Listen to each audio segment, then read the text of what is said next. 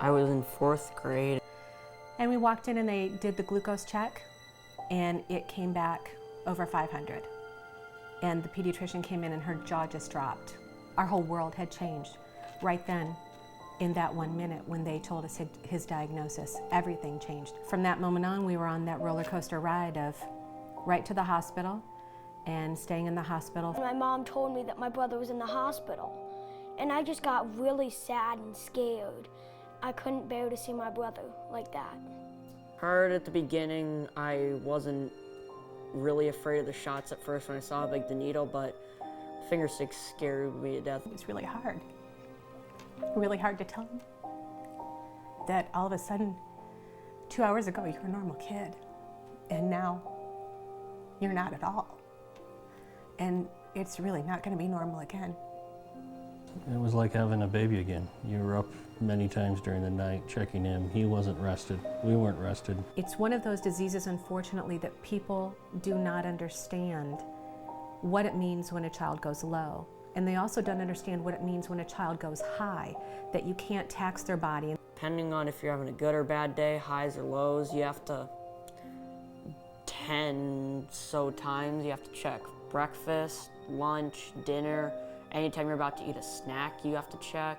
It's a disease that never rests, that it is constant, that it's a constant battle, day in, day out, 24 hours a day. It's a tragedy to see, a kid not even 2 years old having to deal with, blood tests and insulin injections before he can even walk. We found out Gavin was diabetic when he was wetting his bed a lot. Gavin's glucose levels when he went into the hospital was in like the 500 and 700 range. A normal person, you and I, are going to have a daily around 100. We were in the hospital, when they first started telling me about the shots and mixing, and I couldn't even fathom. There are so many supplies involved, and you have to constantly be thinking about, do we have the lancets? Do we have the test strips? Do we have the right amount of insulin? Even with insurance covering it, there's still a lot of it that they don't cover. So, but when you're buying your child a medicine that's gonna, keep his day going and basically save his life, then you'll do whatever you have to. It breaks your heart to have to test your kid's blood sugar every day, multiple times a day, and have to give them shots. It's scary. Going to bed at night is,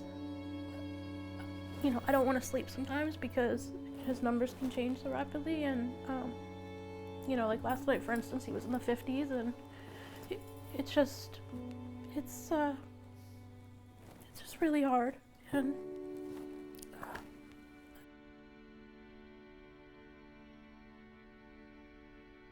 with the onset of type 1 diabetes, what happens is the immune system starts to attack self. So you wind up with destruction of the beta cells, and you lose your ability to make insulin.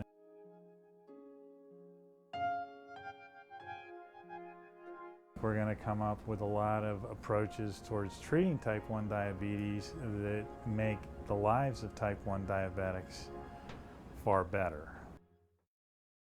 You see a lot of people that are 74 years old and still have it. Pumps keep getting better, research keeps getting better, glucometers, insulin, all that keeps progressing with help from the JDRF, and that's what is important for the funding. When you feel so tired but you can't sleep.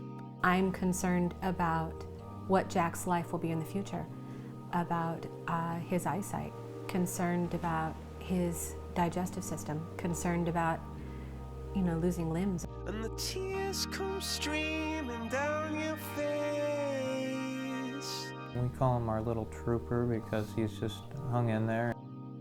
I wish I could just give him my pancreas because, that's what it's all about, and maybe one day I'll be able to.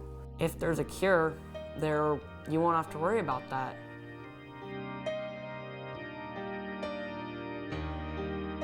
Swim is my big sport that I have right now.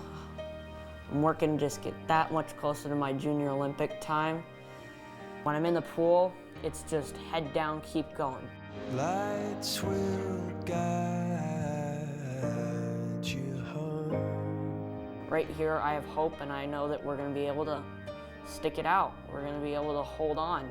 And ignite your bones. JDRF is hope. It's hope that there will be a cure. And I will try to fix you.